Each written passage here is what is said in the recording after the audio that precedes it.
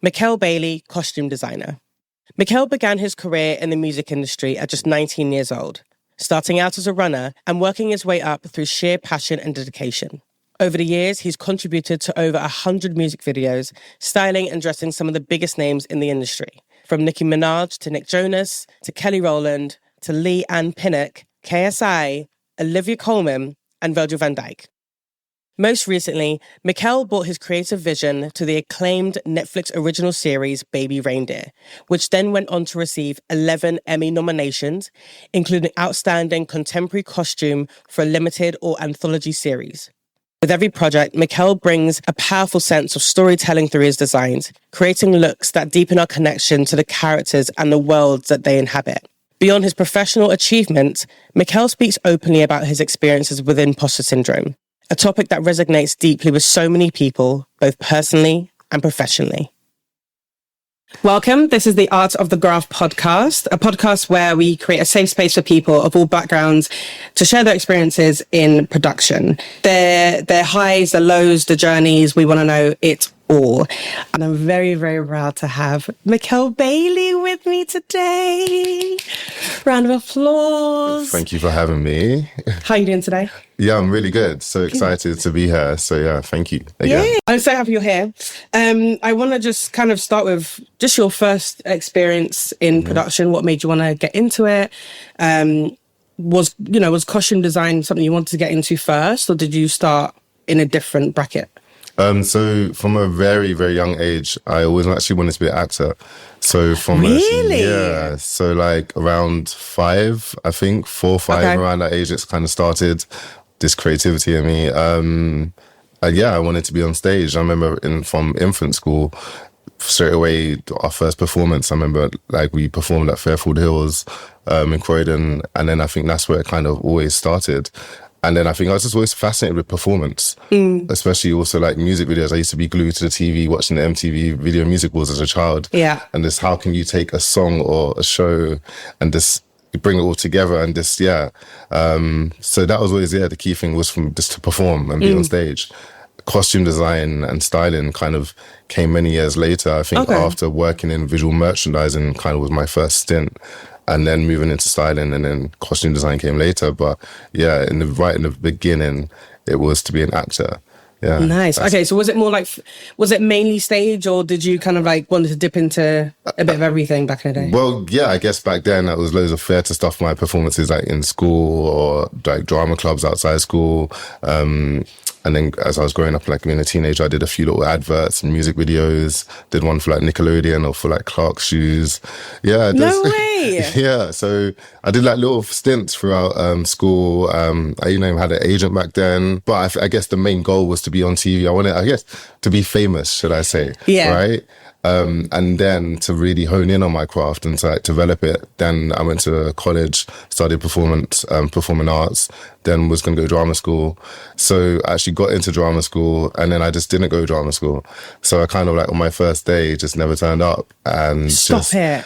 Yeah, many things at that time in my life was going on. But I think one of the biggest things was fear. When I was younger, like I was in a massive accident. And I think because of that fear at that time just held me back. Right. So it was just the wrong time. It was like me going into my first year, that happening. I just lost a lot of confidence in myself. However, in that space, it then just the universe worked out that I moved into styling and it just this is where I am now. So I think everything has its reason and its time and place. And 100%. Maybe it just sparked that, for me to see this world of this, industry. Yeah. And maybe that wasn't the right route. And maybe, there was that learning and training there, which kind of helped me to be able to do what I do now also. I think with that training also, to be able to walk into rooms, have confidence to speak to people, all those kind of things comes from my acting training. Yeah. I do think, I think that's actually such an interesting way your career's kind of started, because I think, again, being in the actor space or not, you do need to have that kind of level of freedom, but it does give you that headspace to be able to try other things and be a bit open to it. Yeah. What was your very first styling job in production? So my very, very first styling job in production was actually being a runner. on a music video, very, very, very low budget music video. And it was literally just pack the van, stop, start on the CD, play on playback back then. And that was my job, £50 a day. And I did that multiple times for about a year on music videos. Wow. And that was like, when I was like 19, 20. So that was like my first into it, me working, actually getting paid, doing my name's on the call sheet.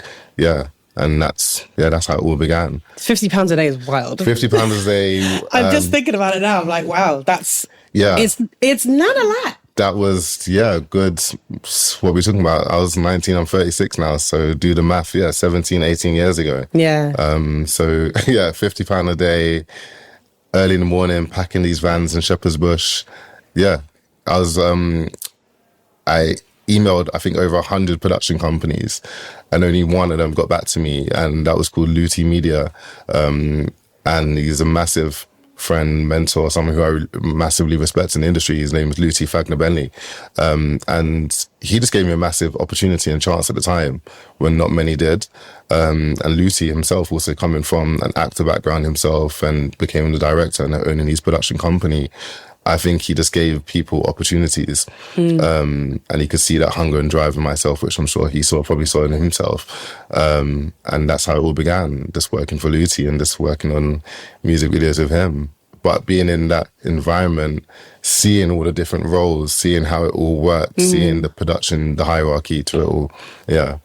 That's incredible. But that was the beginning, the very beginning of me actually working, was being a runner and doing playback. Yeah. I think that's the one thing that I was quite naive to, I think, was understanding sort of like how low you kind of have to start to sort of like build yourself up. So it's quite incredible. You've literally just worked the ranks up, like your entire career.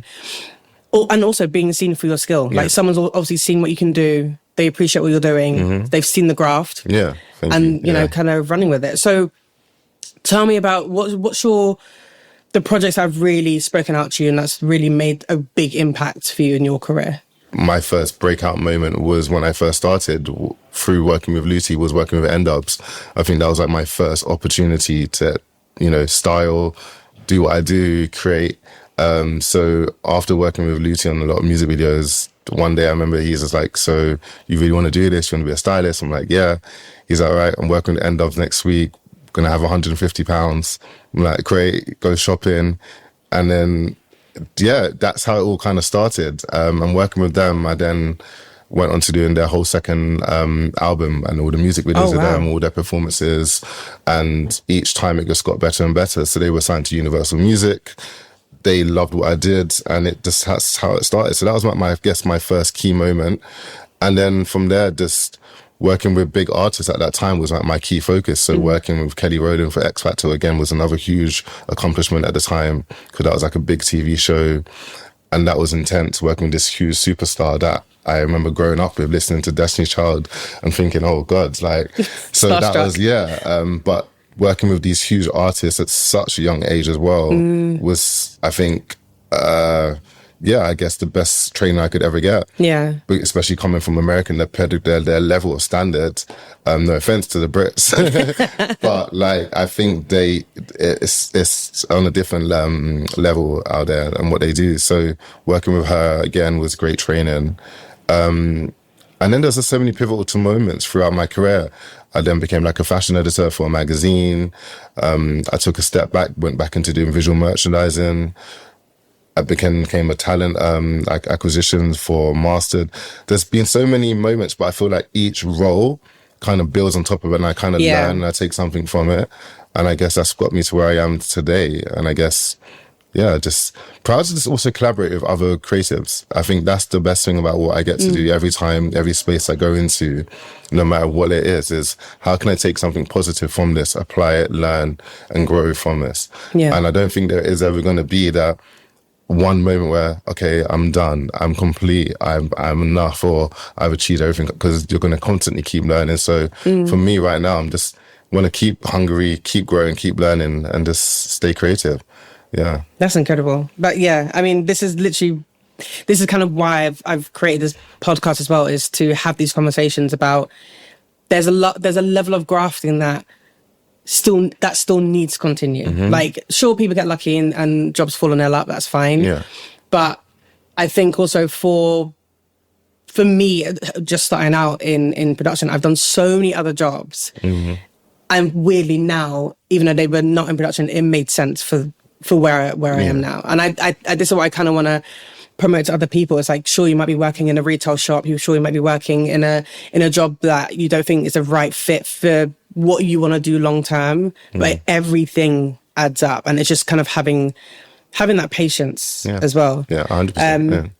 It'll be good to know, you know, what were your sort of like the highs and lows and the, you know, your the good and bad parts of sort of your journey, because I'm very aware, like, as a Black person within production, it's not easy in general, in a sense of there's not a lot of equality that's kind of been going on. But how was it like when you were first starting? Did you feel like you had to work harder than others, or do you feel like you were made to feel like an equal, that you could just kind of focus on your job and do your job, and that wasn't too much of an aspect? Yeah, such a complex question, because in a roundabout way, I see it from both, but I can only talk from my own experience and what I've been through. So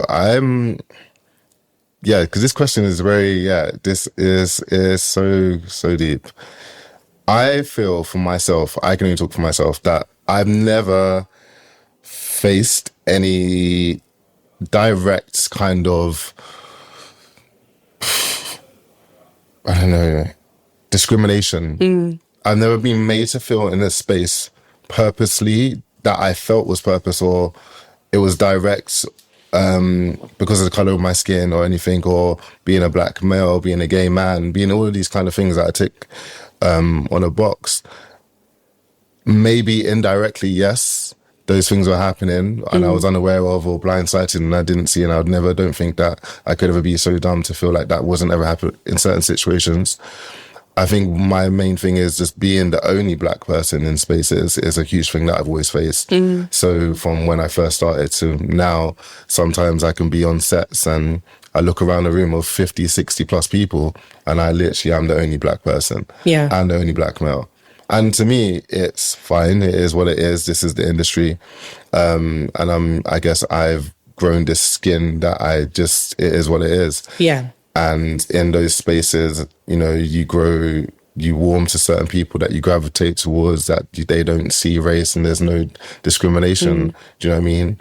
And then you can see different generations of how they interact with each other based upon certain things as well. It has got better over the years. I'll definitely say that, working from then to now, you know, the diversity has changed massively, which is a great thing. I've been on sets now where once it was everybody was Black. I was like, oh wow, this is completely different. Yeah. But then also back in the day as well, I was on sets when it was also just Black people or people of color. So depending on the type of shoot it was, whether it was a music video to styling to commercials, I think the difference, what I find is it's more in the commercial world or TV and film or long form that I find that there isn't as much diversity. Okay. You'd find it more in the music video world or maybe fashion. And that is definitely one thing that I have noticed. So definitely in long form, there isn't much diversity, and I don't know why it is. Maybe it's just not of choice. I don't know, maybe. And also I feel like in these spaces over the years, it's great to also see how much people, especially young people, are given the opportunity now to explore, express themselves, which I just sometimes sit back in awe and just like, wow, I wish only that was then now. But again, everything happens when it's meant to be. So just when I'm on production, or when I'm just walking down the street and just seeing young people, even like yesterday I was on the train and there was this beautiful Black guy and girl in front of me, and their hair and their nails and their outfits. I'm just like, being able to just be your true self is so refreshing to me. So now to see that on sets or be in these spaces like now, is a huge accomplishment, I think, for the industry. But I still think there's so much more work to be done. But again, being myself in these rooms, I get on with it. I don't try to make it a vocal point. You know what I mean? I'm here to do the job and do the job to the best that I can. in terms of that work harder, which I think has sometimes been installed in Black culture a lot. Yeah, you have to work harder sometimes in this industry and even in this world. But then I think I'm always doing my best regardless. So it's not me working hard. This is me what I would have done anyway. Yeah. Does that make sense? I love hearing people's stories and their backgrounds and to know how they've seen, the world of production change when it comes to equality with different ethnicities and minorities and stuff. And it's definitely improving. There's a lot of young people that I've spoken to, especially on like LinkedIn or like social events the last couple of years, but for some reason they still don't feel like there's a place for them. They still feel like they're not getting looked at and all that kind of stuff. And I never noticed it when I was on set up until more recently. I'm like, there's not enough different colours here. There's not enough different backgrounds here. Like, and why is that? And it is honestly, like most of the time, it is just a lot of production companies just they use the same people. They use them all the time. And they kind of just stick to that. And my thing is like, well, let's push that boundary a little bit. Let's start giving people different opportunities and branching out and teaching the next generation of cam-ups and soundies and stylists. There is a space for you here. Just because you might be the only Black person or only Asian person, Latina person on set, there's still a space for you here. And not to feel scared to apply for, certain roles. One thing I'd love to know actually is about Baby Reindeer. Okay. Because I've watched that show twice now, and it is fantastic. And I mainly watched it twice because I was focusing more now on the production side of that that show. How was working on something like that? And also the love that show has gotten is outstanding, and also like massive, like well done on on the nominations for that as well. How was that working on that? Yeah, Baby Reindeer, when I look back at it now, I guess was probably one of the best moments of my life, really. And to date, to have that it was never, no one dreamed of what it has gone. I'm not gonna get my words out here, right? No, but it was, to work with the team, I think that's the main thing about Baby Reindeer that was so special. Every single person on that job gave 110% every day. And, from our producers from Matthew to Clerkenwell, they were so supportive from the beginning right to the end. And then the dream was to work with Richard Gadd. He allowed us such freedom, I think, to also storytell his story through a costume, through makeup, through direction, all through every department. There was not much control over him. In the beginning, we had conversations. We really developed and sat down and understood what the story was, who the characters were, what we wanted to say, and how we wanted to say it. And him giving us that space to do that. It was a long job. I remember in the beginning getting confirmed from the job, and when my agents told me, and I remember the email said it was like 20-something weeks, which then it sent it to something like 30-something weeks. Oh, wow. And I'm just like, wow. And then the prep in advance as well. So for me, it was kind of like I was on that job for about 9 months, from beginning to end. And again, in the beginning, it was just like, I can't even see the end. Yeah. But what I did learn and take away from that, again, was the team. And it was never just me. I think having an amazing supervisor, my standbys, the costume makers, getting to collaborate with so many other creatives on Baby Reindeer, really, again, pushed my skill set. It was just an awesome experience to have that moment and to look back at it and to see what it actually has done in the industry, and also the conversations that it sparked. I remember saying to Richard at the time, you're going to be everywhere. He's like, no. I'm like, mate, everyone's going to, do you know what I mean? And it's seeing that, what's actually happened. And it was so raw, do you know what I mean? It was a true story. So there was that sensitivity a lot of the time on being on set and really understanding that this isn't just a made up story for clout. And how do you approach that? And via costume as well was a great challenge, because like 95% of it was all secondhand or charity sourced, or it wasn't just bought off a shop's shelf, do you know what I mean? And then like making the suits. So there was a lot that went into Baby Reindeer that I think that the audience also doesn't see. And working so closely with production and Debbie Burton, the production designer, and like the color scheme and the palettes, and working so closely with Netflix on the tone and all those kind of things. So there's a lot emotionally and psychologically that goes into creating that show that also pushed me as a costume designer. So yeah, very much like it was a huge job, which again, no one thought it would do what it did, and just very proud of myself sometimes when I look back at it. Yeah. What's your favorite kind of projects to work on now? Like, are you kind of, do you like to kind of like filter what jobs you take just so that, you know, you're kind of staying true to your craft and how you want to work things, or? Yeah, 100%. I guess I'm very fortunate and very lucky to be in that position now where I can, say I kind of carve out this, you know, this USP of who is Mekel, what is my aesthetic, what is my voice, what am I trying to say with my work. I don't know if I should even be saying this, but there was a job I was up for this year that I just know myself wasn't right for me. And it was a kind of a thing of, sometimes in life, I feel you can be attached to a job just because it's this big force, this big, you know, name, and a lot of people love that, right? Yeah. Or do what's right and what feels right here. Yeah. And for me, I just felt that wasn't the right next step. So I kind of withdraw myself from being a part of the running for the show. And I feel like taking that step back, which I know in this crazy moment of work can be quite slow. A lot of people are like, really? You actually, I'm like, yeah, because it just wasn't for me. So I'm in that space to be like, no, yes, no, yes. And it's a bit scary. It is very scary. Who wants to turn down work when there isn't much work? Yeah. But again, having to stay true to myself and stay true to the vision of what I know, definitely what I can achieve and what I want and where I want to go. And I've worked hard. So I feel like it doesn't do me any service just saying yes to everything. Yeah. Because you're going to constantly just you can't be everything to everybody and be true to yourself. And I felt like if, again, saying yes to certain jobs right now, it doesn't do me any service. So yeah, just being very right about what I do and also who I work with.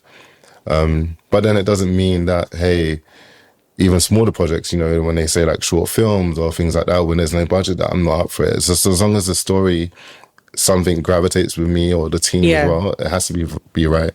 Yeah, I think that's one thing in production that people do sometimes forget.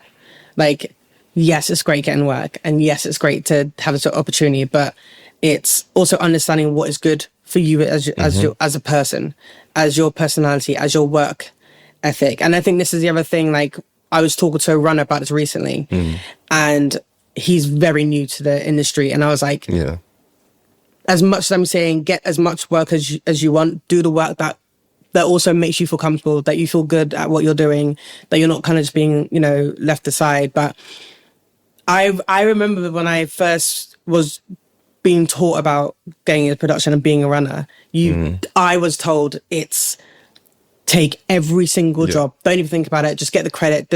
And now you've got a lot more people who are so more mindful. Actually, they're like, well, actually, do what makes sense. Yeah. Don't there's opportunities there. Just don't stress yourself out. No, 100. Too much. So totally understanding, like, you know, in the beginning being so hungry and saying yes to everything, but again, I feel just to do my role creatively.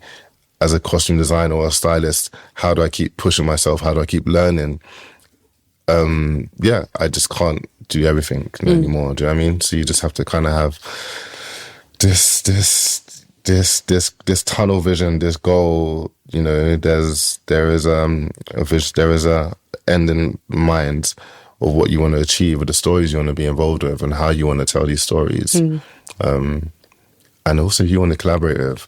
I think that's the scarier thing now. The more I'm achieving and the more people are seeing my work, it's just not pressure, but it's kind of like, there is a bit of pressure. Sometimes I feel to not outdo yourself, but it's like, okay, well, what's next? Yeah. So like, for example, I got like another show coming out at the end of the year for Netflix, and we had the cast and crew screening a couple of weeks ago. And to see it, I'm just like, oh, okay, it looks good to me. Everyone's happy with it. But now it's for the world to see. And to kind of do that all again, I think after coming off of Baby Reindeer last year with all that success, feeling so open and so exposed to the world, which, through social media, like my Instagram, things like that. But when it's not at your control and everybody can just see or everyone has access. So it's a bit scary to know that might happen again. Yeah. Or just to like the critique or the comments and seeing your work out there for everyone to have an opinion on is quite daunting. I would love to know, like, from the whole filming process and the styling and all that kind of stuff, and then when the show or the film or the music video actually comes out, how does that make you feel? Like, to see it for the first time on a big screen or whatever, how do you even process that to be like, oh, that's all me? I remember in the beginning, I used to be so like, well, I'm still like a big kid now. I jump around and get so excited. It depends on what it is. Like, I remember my first music video came out or working on music videos. Back then, we also used to have a lot of world premieres or like, it was like a T4 premiere or MTV premiere. It's slightly changed now. Even on YouTube, there was like premieres. So now the impact of a music video to what it is now is completely different. Or even now, like when I see a commercial on a TV, I'm like, oh, I did that. Or I'm walking past, a bus stop and I see a campaign, I'm like, oh, I did that. So that, I remember when Baby Reindeer came out, I actually didn't go to the cast and crew screening because I was at something else.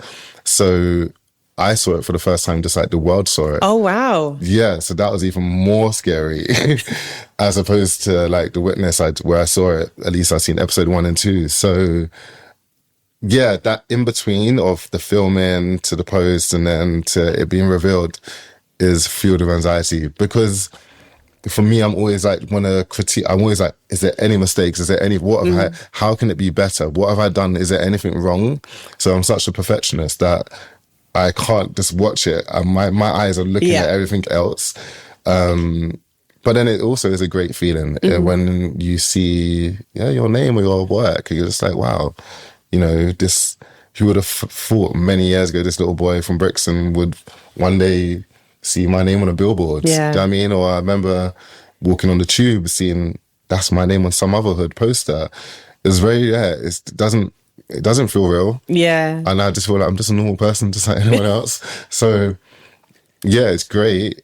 But I also feel like, okay, that's then, there's more to achieve. There's more work. Do you know what I mean? Don't get caught up in the hype as well. Yeah. And I think that's another thing. Never get caught up in your hype and just keep working. Do you know what I mean? And I don't do the work to get that notoriety, do you know what I mean? The fame. I do the work to create. So everything else that comes is secondary. Do you know what I mean? I never go into a job thinking I'm only going to do this because this might be nominated for this, or this might be selected for this award, or this might be seen by this. But I'm just like, I just want to create, and whatever happens, happens. So as long as I think I stay true to that, then I'll stay fine here. Because I think that's where a lot of people get. That's a great connection, actually. Do you know what I mean? Yeah, because I was watching a couple of your interviews that you did before, and there was something you were talking about, which is sort of like, the self-sabotage, the getting in your head, the thinking you're not good enough and all that kind of stuff. And I think everyone deals with that in different aspects of your life. But it's really interesting talking about how you deal with it and the healthy ways to manage it. It can be a high-stress job. It can be long hours. It can be months on something. But it does sound like you found like a really nice balance of, I know that when I need to work, I know when I need to kind of switch off, I know when I need to have my own space. I've got better at it. Yeah. And I've got to a much better space than I was many years ago in my younger self. Yeah, how I cope with it is much better. And I think, those mechanisms in place to understand, okay, when something triggers, all right, what to do. I think for me, I know I always have this conversation with my agent or friends about my imposter syndrome. They're like, why or how do you have this? You're amazing. I'm like, oh, that word, amazing. But yeah, for me, I struggle a lot with when all eyes are on me. And I know people think you're this Mr. Confident guy, I'm like, I can be, but then as soon as then I notice, or then, I don't know, something, it's just let it be organic. I don't like nothing being forced. And I feel for me, imposter syndrome comes, I maybe just always compare myself, maybe not being formally trained, so going to, I never finished drama school, and I never then went to London College of Fashion or Central St. Martin's to study. So sometimes I think in my earlier stages, it was always me comparing myself to others. Okay, I might not have this degree, but I'm in these spaces, in these rooms, and I'm like, shit, am I good enough? Am I worthy? Am I good? Am I worthy? Am I entitled to be here? Do I deserve this? And looking back at it, when I look back at my career and all the things, I'm like, yeah, I do deserve this. Yeah. And it's sometimes just constantly like telling myself, yes, I'm reaffirming that to myself. And again, I've done so many things that my experience and anybody else's, there's no two things the same. So anybody's path going into this industry will never be the same or identical. There's no blueprint, I don't think. Yeah. And yeah, you could say, yeah, you start as an assistant and then you work your way up, which I kind of guess is the very loose blueprint. But still, even with that, it can take you many places. So for me, it's just in these moments of being nervous, anxiety, stress, working out is now my thing. And that's been the greatest thing for me, is, health is wealth, as they say. Yeah. And being able to go for a run, go to do a class, or just let out this stress that I hold inside a lot is the greatest thing. And I feel like that balance has definitely helped me stay sane. And also just have great people around you. I have a great community of friends and family I can speak to, but definitely like in production, outside of production as well. Just being able to speak, I think, is one of the biggest things. And I'm such a person that stands for my truth. So I'm very open with the things I go through, my experiences. I never try to paint this perfect picture. Yeah. I think that's also another thing that I think helps me get through, or even connect with other creatives, because sometimes I think they hold it in, or they don't see it, or they know they can't express that, or seeing someone else that they can relate to is the best thing ever. Yeah. And that's kind of it. Yeah. Yeah, I love that.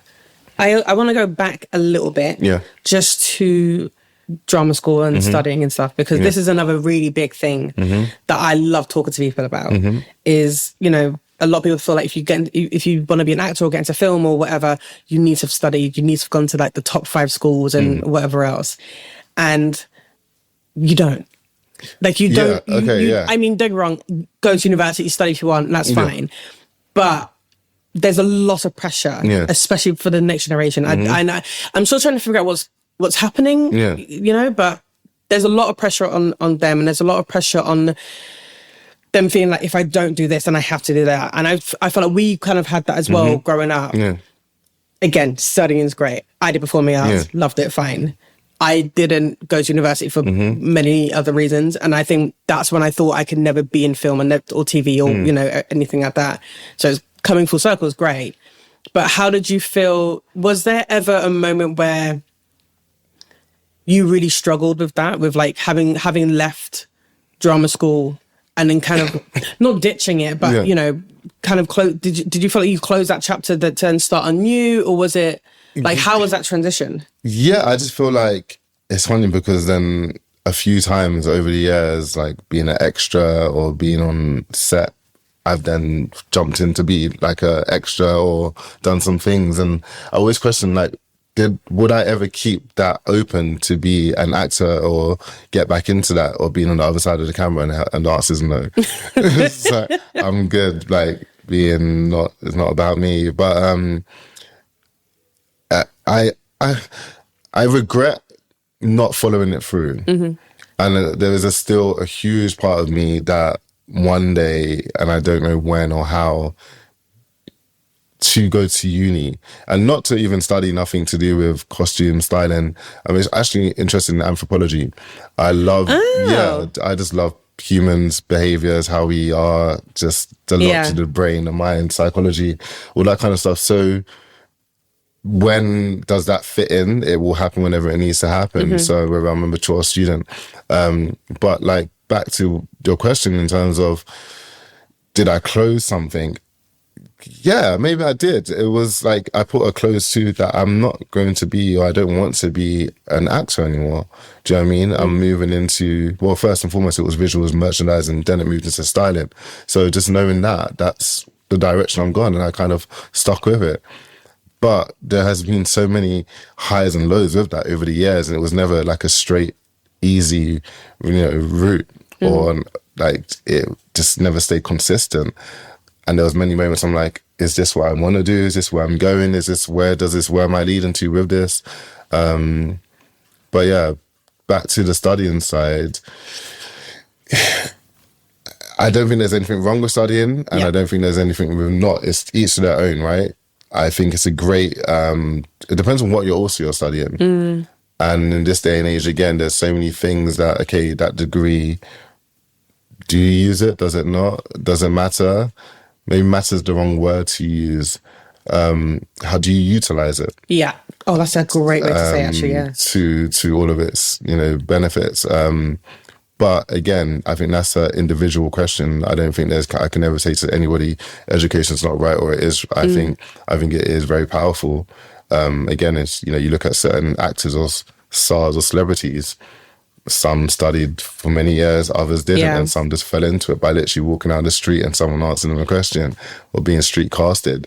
So again, I think it's such an individual thing. But just for myself, I definitely do have a regret, but not a regret that I'm going to walk through my life and be like, oh, I'm beating myself up about it. Yeah. It's just like following things through.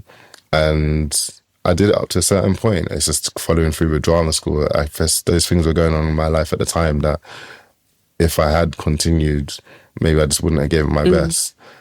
But at least then I know that up until that point, I was doing at least good. I got like a triple distinction in college, and I got into like Rose Bruford. So I was clearly on the right path. And yeah, I think that answered your question. Yeah, no, definitely. I think because I there's so many courses now for different parts of production. And I think some people know about them, some people don't. I don't know how well they get promoted, but I'm still doing the research sort of like side of this as well. But scenario, if someone wanted to get into costume design or styling and all that kind of stuff, what do you think after all these years of experience would be a good sort of like entry thing for them to at least dip their toe in before they go into like a full 3 years of studying it and all that kind of stuff? I think it'll be interesting to know what you think about what avenues are there for people to kind of look into. Again, it's more about just getting the experience, isn't it? I think there's a theory or experience. There's only two ways really with this industry. And I guess for myself, you can go and study and you're going to read from a book and you're going to learn the practical way. But then the only other way is being on set, using your hands, seeing, learning, talking. So it's kind of like getting thrown in the deep end, right? Or it's kind of just the book, the fairy, doing the fairy, which then you can come out of uni and there's no life experience at all. Yeah. So you can kind of be like, this world is alien to me. Yeah, I might know these big words and I might know the history, which is great, but then putting that into practice. So I think it's finding the balance between the two. Yeah. And I think that's the greatest way, I think, is both sides of it. Yeah, because there's a few sort of like online courses, like a lot shorter courses that when I was looking at production, I kind of like researched a little bit, and I've always found it interesting because I had so much pressure about going to college, going to university, all that kind of stuff. Yeah. And then it was I'm not too sure who showed me about it, but they showed me about like screen skills and like screen skills is amazing. But the shorter courses are great because again, it's like I never knew what I wanted to do in production. And I think it's so important for people to be able to dip into different things and, and try it out. Yeah. If they can't do it through work, but doing it through these courses and all that kind of stuff. Or like internships and stuff like that. Yeah, exactly. Like is there anything that you Well, I definitely think Screen Skills is amazing. Yeah. Because like a lot of my trainees come through Screen Skills and some of them have no experience before in television or film. So it's kind of like a fast track route, isn't it? Yeah. Screen Skills. And I think it works. It's affiliated with the BBC or other production or like channels or platforms. So definitely I think Screen Skills is great. But also looking into like certain universities do have short courses as well. Condé Nast is great as well. So I do a lot of talks. I go to universities and work with like students there, and like some of them are on their degrees, some of them are doing short courses. But I don't think there's, again, like the right or wrong answer for that. Short courses are great, longer courses are great, internships are great, assisting is great. Yeah, it's just a try it thing, isn't it? I think it's a try it and a trial and tribulation. And again, each individual working how they work is some ways are better than others. Some communicate in different ways. So you just have to try as much as you can and see what works for you. But of course, if you're going to invest in a course, don't just drop out, right? So trying to make sure that you understand what is the outcome of the course? What are you going to really once you finish, what have I learned from that? Yeah. Maybe doing a bit more research into exactly what is the, I don't know, like what is what's the word I'm looking for here to do with the course? Oh God. Like there's the syllabus or something like that. Yeah. Like, trying to really understand like what are we going through, what the different stages of what am I learning. But I honestly feel the best way is like learning on the job. Yeah. I don't think there's any other way that someone will ever be able to get that experience. No book is ever going to give you that, or that even like, when you go home, you're like, I did that feeling. Yeah. Nothing beats better in real life. Yeah. It's well, I mean, this is kind of like my main point of this whole podcast is just putting the work in, but not being afraid of that work. But then us creating those safe spaces for those people to then come in and be like, oh, I'm thinking about, I'm doing this in production, but either in front of the camera, behind the camera, whatever. And us creating those safe spaces, be like, all right, well, come to a set with me, spend a day with me, and kind of like see how it goes. Is that something you've thought about doing sort of like later on? Or is it something you do now? Well, I have like a young, very young team who I work with, or who work with me. And I'm so honored to work with them. They're like, it's like, young creators will approach me. I'm like, oh, I want to assist you. I'm like, okay, I've heard this before. And it's just, I always question like, why? The why. What is it? One, why do you want to assist me? What is it you want to learn from me? What do you know about my work? But also like, well, what do you want to do? Where do you want to go? And having those open conversations. And then I think the main thing is just give them a chance. Yeah. Right? I remember I was that young, eager kid wanting someone just to give me that one chance. So to tell someone straight away, no, I never agree with. I'm not always in a position to aid a job or help you.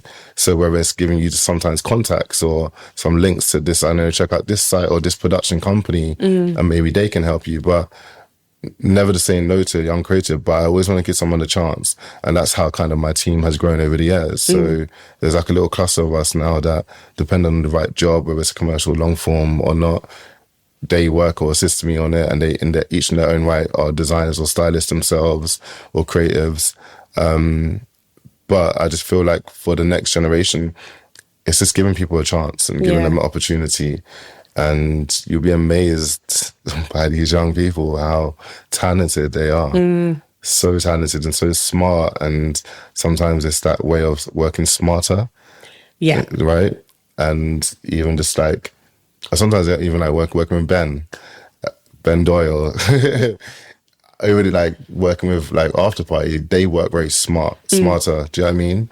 Because they're so creative and just very forward thinking, as opposed to sometimes these big production companies who've been around for years, and they have their name, but I think they work very old school. Do you know what I mean? Agreed. Yeah. And it's like, let's change that.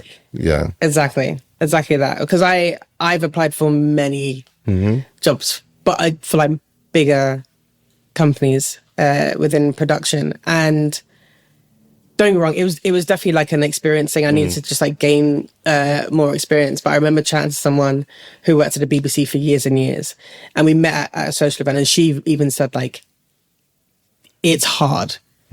Especially for such a big company. And this is why I always try and tell people who are trying to get into production, take that step back. So don't look at those big companies just yet. Do internships, runners, sure. Like if you get those jobs, fantastic. But focus on the companies like After Party and like all these other companies that are putting more attention into who they're bringing in and out, what projects they're doing, how they're being creative, and how they're running with everything. Because for me, it was coming in, doing production in other ways in the art world and all that kind of stuff. I was still able to bring my skills to After Party, but the way I was kind of like molded into my role, it was very much just like, we trust you, kind of do it, and then if you fuck it up, then we'll kind of guide you along the way. And I think that's what the next generation need. I say next generation, even people our age, if they want to get into production. Yes, it might be difficult to start afresh, but if there's something that you love doing, or if you think you love doing it, just give it a go. My thing is always take the risk. 100%. Don't sit there thinking about it for years and years and years and years. If you can't see yourself being a cam op, reach out to someone on Instagram, pick up a camera. Like, you want to be a stylist, reach out to an Instagram or send an email to someone. It's that small part that can actually end up being such a big thing. But it's changed so much also, I feel like, over the last 10 years with what you're saying about just reaching out to people. I think through the power of social media, those things weren't around back then. So it was very much a close-knit group, wasn't it? So to get through those barriers or those doors, it was like, how do I get in there? So now the opportunity to reach people in so many different ways, whether it's DM, LinkedIn, Facebook, TikTok, email, which hardly no one negotiates to use. It's just like, so where it's like, I'm such an old school person, maybe still in those little foundations of, I'm like, bring it back to email still. I'm like, people DMing me, I'm like, no. Please. Do you know what I mean? I'm like, I still feel though there are certain things like still need to stay in place, but let's also shake it up a bit, the industry, do you know what I mean? It's like, it needs to be disrupted, but it still needs formalities in place as well. Just for me as well. You know what I mean? I think like, I don't know, how you communicate sometimes, or just fast way of working is great, but also there is still, let's not lose, everything can't be so instant. Yes, 100%. And it's like, sometimes I think with this younger generation, how can I word this or articulate this in the right way? I think we just had to respect and see the pros and cons to old work ethics and new work ethics. And how can we intertwine them together to get the best? Because I think there's gold in both. It's not about fast pacing. It is still doing about, there's certain ways that should, there's still not, I wouldn't say it's the right way to do it, but it's a way that still is very, very effective. And you're right in the sense of social media is sometimes a bit too quick. And you do get very, like, I hate getting, I'm looking for a job, but not in a professional manner. There's still professionalism that you need to bring. 100%. And I think that's where it can be lost sometimes with these DMs. Do you know what I mean? Or even like sometimes like someone said to me the other day, I looked at your Instagram. I'm like, okay. They're like, nice work. I'm like, well, do you not look at my website?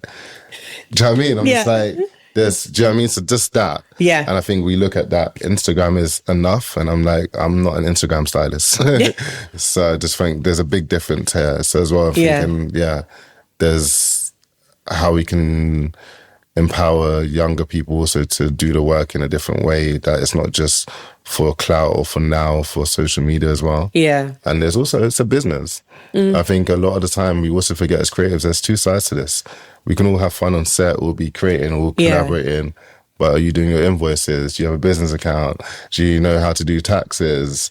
Do you know what I mean? All of this stuff behind the scenes, and then a lot of the, what did you, I don't know. That's so I true. think it's all great also that, but there's two sides to this. And I think sometimes if you don't have that side of it, you can easily get lost in, or you're just creating for what? Yeah. Or there's no then short-term, long-term goals, right? It's like, yeah, I want to be a creative, great, I want to hold the camera. But are you actually then bringing this into being a business, or, you know what I mean? Or how are you branding yourself, or just the long-term goal that this basically provides food to mouth, do you know what I mean? Or like, how are you making this, monetizing this as well? I love how much passion you have for what you do. I honestly, I don't think people understand. Because I feel I've done so many jobs, and if you were to like put my CV and be like, what? And each job is, I have to just go above and beyond because one, I know I can, and you have to believe in yourself.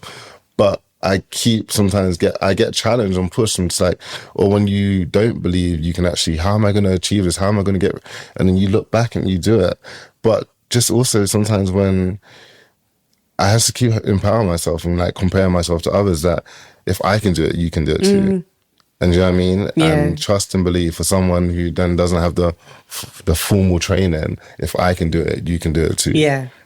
Oh, that's, I think that's such an important message. Taught by so many amazing people. I had so many amazing mentors around me.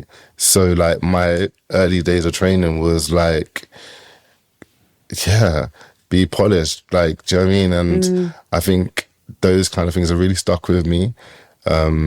Just do the hard work and it will pay off, like grit. And it's not easy. It's never going to be easy. And I think maybe because I started from bottom up, maybe because I started as a runner, so I've seen every role. Yes. And even now as a HOD, you're still going to catch me up and down maybe West End supporting my team. You might catch me on the floor, on my knees, sewing something. You might, do you know what I mean? There's no to me. I don't care. Just get and do the job. Like a title's a title, right? We can all have a title.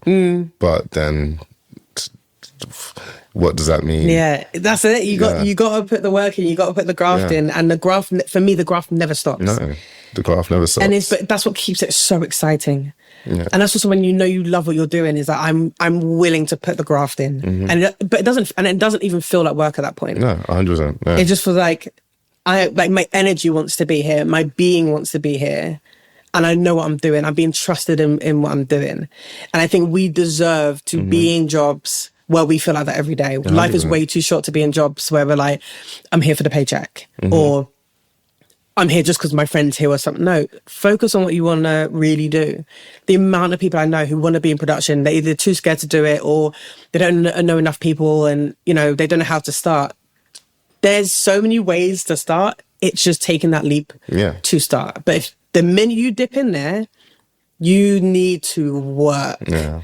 That is the main thing. Like I love speaking to people across different parts of production and hearing hearing their stories. But so many people I know have started as runners. They're now directors, they're producers, they're stylists, and they're working on these amazing productions. Yes, it takes time. But you put the work in, you'll get there. And this is exactly what this podcast is about. And there is going to be, and there is a space for everyone. 100%. That's a big thing that I want to promote. Like a huge thing also that I got to work with my line producer on my last job is disability, accessibility as well. So Katie Player, she's a well-known line producer. She's in a wheelchair bound. So just thinking of that in itself. Yeah. Take away also being a black or women or all these other, for diversity or inclusivity, but like accessibility is a huge thing as well. So we have these big production offices, we have these crazy locations at 5 o'clock in the morning. How is someone in a wheelchair getting into the middle of a forest to shoot on do you know what I mean? Yeah. When it's pissing down the rain and so just working on that job, and then we were shooting in London and in Spain, and just how both production companies really did make sure that it's down to Katie anyway, because she also writes manifestos for companies, and she goes in and kind of restructures it all and shakes it all up. Okay. But yeah, just watching that as well was a huge thing for me, accessibility.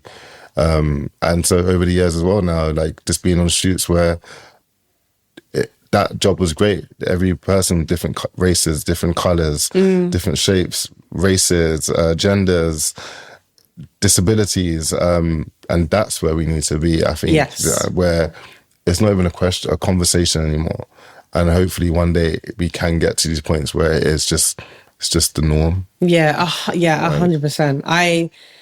Especially like going when I'm doing recce's and all that kind of stuff, the amount of times I walk past that, there's no ramp. There's no way for someone who's on crutches or has a wheelchair. Like, and for me, we're in 2025. That makes no sense. So for me, studios need to switch it up. 100%. Figure that out. Because it's not up to us in production to tell them to do that. Yeah. But it does, that already creates that limitation. And I don't, it will never, and that's never going to be fair. Yeah. And it needs to be highlighted in a healthy way, to be like, just look at the space around you and then make it work for everyone. Yeah. That's it. Yeah. 100%. That's literally it. Yeah. Because even we film at London Film Studios every now and then, and we did a shoot with them recently, and even that space, it's just so easy to use. And you do think, okay, well, someone came in a wheelchair, or, you know, if they came with a buggy, all that kind of stuff, there's enough space within that studio that you can work around it, which is great. Smaller studios, yes, it's a bit more difficult, but figure it out. Because again, it's just like, you might just need a ramp. Yeah. You know, anyone with a disability on a set. And because, you know, I'm doing the crew sheets and stuff, so I want to be able to see if anyone needs help, or if there's anything I need to be aware of. And I've never actually noticed that as much. Yeah. I think for me, it was just like very much highlighted as much more working on with that job. Just, didn't think of it as guess oversight of mine myself. Do you know what I mean? And just thinking again of across the board for all, where are we at with that as well? Yeah. But I mean, that's I guess that's also another thing of someone with a disability thinking it's going to be too much work to be having a wheelchair or crutches or around. It's like, no, we'll make it work. Yeah. Also, find the right companies that you want to work with. Find the right production team you want to work with that are going to help you along that way, and not just feel like you're a burden. No one shouldn't ever feel like they're a burden on set. If you have a panic attack, if you're having heat stroke, if anything happens, we as a team should be able to make you feel safe in that space, that you can say something, or you're feeling overwhelmed and you know, and put aside. Because anxiety was something that I never experienced until I turned 30, and even having a panic attack on like one of my very first shoots was just a bit like, no, I'm okay, like I'm all right. But I was very lucky to have people to check in on me, and I tried to do the best I can on our shoots. But it's something, again, I'm trying to talk to other PMs and be like, you need to create that safe space, even if it's just like a room that someone can walk away for like 10 minutes and just have alone time. Even that is an important thing to do. I think when people deal with anxiety and depression, all that kind of stuff, they may feel like, oh, I'm going to just be too much of a hazard on set. You're not. Everyone deals with something. Like, I want to make sure we make that space for people to feel comfortable enough. I guess also, like, sometimes I know on some sets they have like a counsellor or someone who they can go and speak to as well. So depending on like maybe the time or the budget of certain shoots, there are those safe spaces, or they bring in external companies that you can also talk to. I think one of them is like Jonas as well. I remember working with Baby Reindeer, and we had something like that, but there was a safe place if everybody just wanted to go and speak to. So like, there is, you know, some production companies are putting those things in space. Yeah. I think me and Alicia when Alicia was a PM, but when I first started, that was one thing that we talked about a lot when I first started my job. But in any job I've had, I've always been that person to be like, I'm just checking in, make sure you're okay, make sure everyone's drinking water. We all need that, right? Yeah, exactly. And but I think that's, you know, it's people sometimes don't think it's part of the job, but it is. No matter what department you're in, especially if you're head of your department, is look after your people, especially people who are so new to it. I might be nervous. I'm their big brother, but also exactly. their big dad as well. But no, I'm always like, how can I help? Or what do you need from me? Yeah. Do you know what I mean? To do your job to the best, or just what do you need to get through the rest of the day? Or how can I help? Do you know what I mean? It also, because that adds so much more to their experience of like, well, if I become, you know, to that level, that's something that you need to keep in mind. It's not something you just kind of Sorry, because I've worked with a few people. I'm like, you clearly just don't give a shit. Yeah. Like if people haven't had a toilet break or whatever, like you just want to keep going and blah, blah, blah. Yeah. But then it's balanced out so much when I met other people. I'm like, oh no, actually you do care. Yeah. We just need to let people know that you know, there's a space for them to feel that really. Yeah, 100%. Yeah. This is going to put you on the spot a little bit, so I do apologise. Okay. Don't be too nervous. No, it wasn't no. that. It's not nothing crazy. It was more just like, I want to push us forward as best I can. I would love to know one or two people you think that would be a really good guest to bring on. Cool. Oh, good. Okay, so one person who I think would be great is another costume designer. Her name is PC Williams. She's dope. She's very talented, very successful, BAFTA award-winning costume designer. And then a second person who would be really cool, again, Leigh-Anne Miller. She's a director, again, another dope-ass human being, very, very talented, works in long-form feature films. Yeah, so those are two women that I present to you, PC Williams and Leigh-Anne Miller. Yeah. Amazing. Thank you so much. Thank you so much. Thank you for having me. Oh no, it's been wonderful. Honestly, I can't thank you enough for coming on board the Art of the Graft. It's been very, very great. Thank you so much.